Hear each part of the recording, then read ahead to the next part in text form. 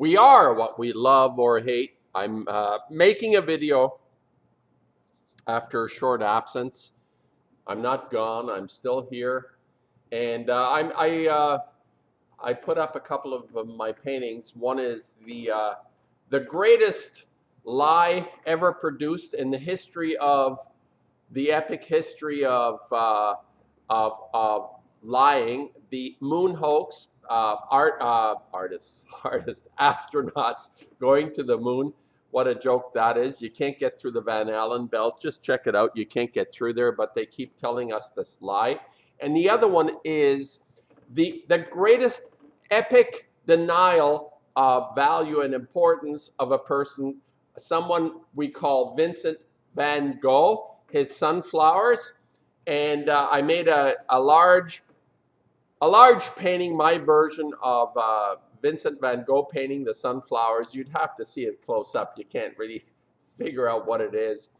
But it's very similar. It's the same thing. So after Vincent died, they ridiculed this artist during his lifetime. He never sold a painting, a single painting in his lifetime.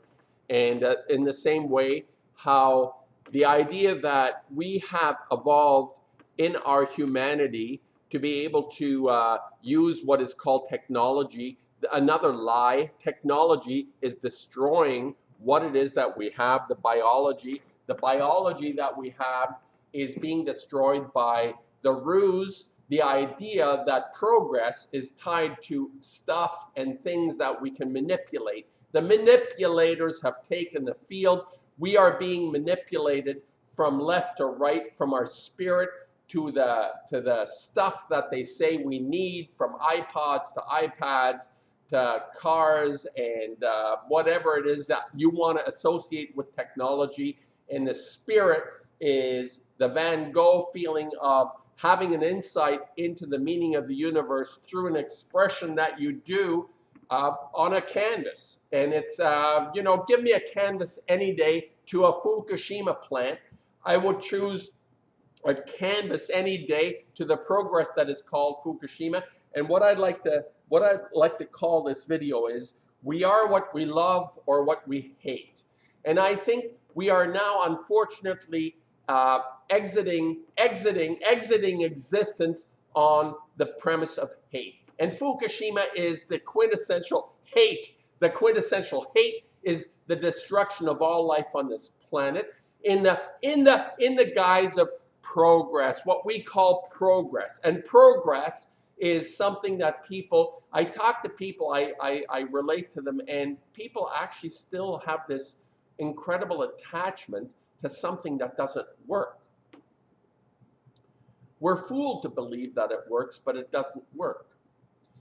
And I think an artist like Vincent and many other artists, Vincent is just one of the people. He's just kind of like the poster child, because he expressed a level of dedication and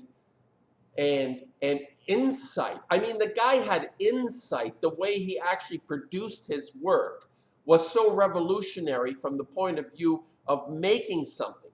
It's not what it is, but how he made it. His life, the essence of this person was in the work that he produced. Like Pollock, and even like Warhol. The essence of the person, and you can understand the work, the oeuvre of the people's, of this person's work, through their habits, their work. They're all workaholics. I mean, Pollock, Warhol, Van Gogh, Courbet, Goya, Rembrandt, Michelangelo. These were all workaholics, and they actually dedicate themselves to something that has value and meaning, but they're not always recognized. And what I just want to make a comment on is the idea that we are what we love or what we hate. And I think that the hate part of this is the destruction of all life. The destruction of all life on this incredible experience that all of us are partaking. We are all partaking of an experience. And we are we are subject to what I feel personally. This is my own personal feeling, that we are subject to some kind of overview, what I would like to call it eternity. You can call it whatever, you can call it God, you can call it some sort of religious concept, whatever. I love the concept of eternity, the idea of continuity in something.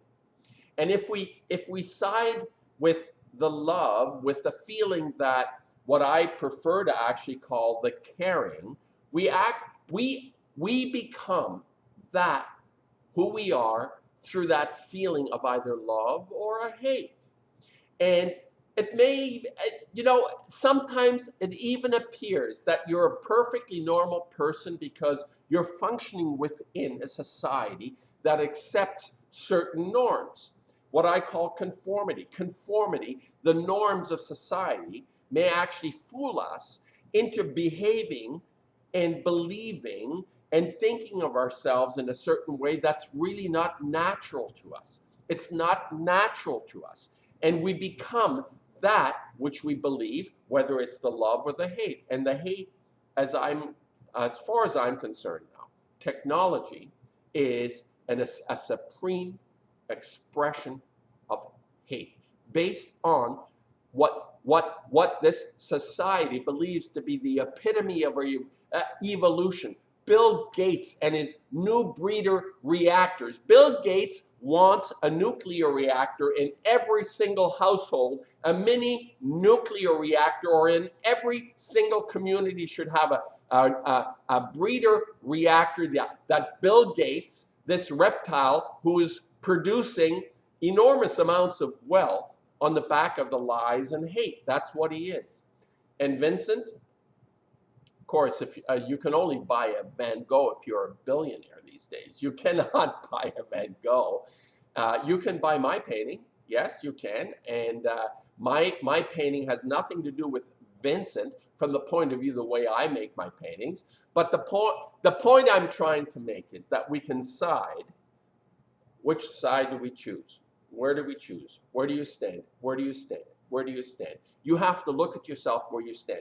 You stand with the lie, you stand with the lie, or you stand with the love of being who you are, the essence of who you are. It's the lie or the love, the hate or the love. I just thought I'd make a video today. Back in the studio, feeling okay being in the studio. Not feeling good about where we're going, but it's my mini culture is working, I guess.